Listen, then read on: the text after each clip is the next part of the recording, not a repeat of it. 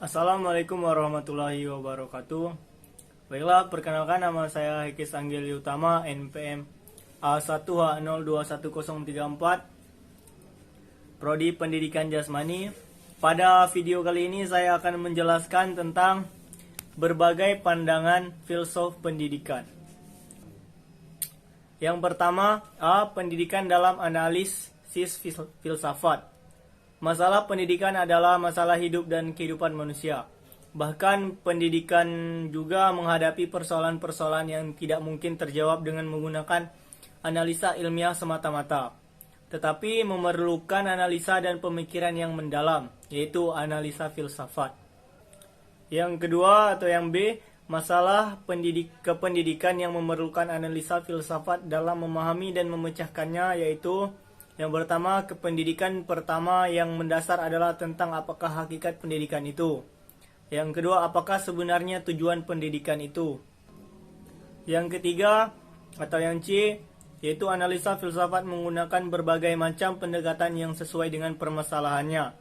Di antara pendekatan atau approach yang digunakan antara lain, yang pertama, pendekatan secara spekulatif, yang disebut juga sebagai cara pendekatan reflektif, berarti memikirkan, mempertimbangkan, juga membayangkan dan menggambarkan.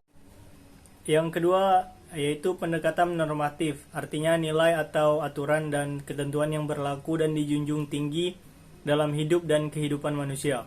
Yang ketiga, pendekatan analisa konsep, artinya pengertian atau tangkapan seseorang terhadap suatu objek analisa ilmiah terhadap realitas kehidupan.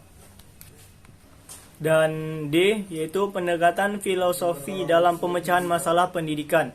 Pendidikan filosofis adalah cara pandang atau paradigma yang bertujuan untuk menjelaskan inti, hakikat atau hikmah mengenai suatu yang berada di balik objek formalnya. Pendekatan filosofis untuk menjelaskan suatu masalah dapat diterapkan dalam aspek-aspek kehidupan manusia, termasuk dalam pendidikan. Dan yang E, yaitu hubungan filsafat dan teori pendidikan.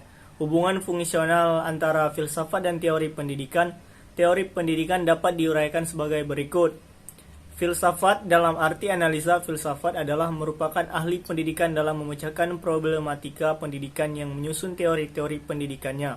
Di samping menggunakan metode-metode ilmiah lainnya, di samping hubungan fungsional tersebut antara filsafat dan teori pendidikan juga terdapat hubungan yang bersifat suplementer, yaitu kegiatan merumuskan dasar-dasar dan tujuan-tujuan pendidikan, konsep tentang sifat hakikat manusia, serta konsepsi hakikat dan segi-segi pendidikan serta isi moral pendidikannya.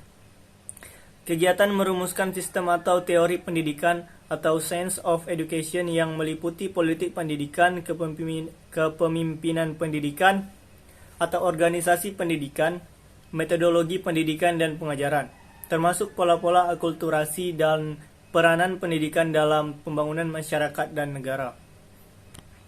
Mungkin hanya itu saja materi yang dapat saya sampaikan, lebih dan kurangnya saya mohon maaf.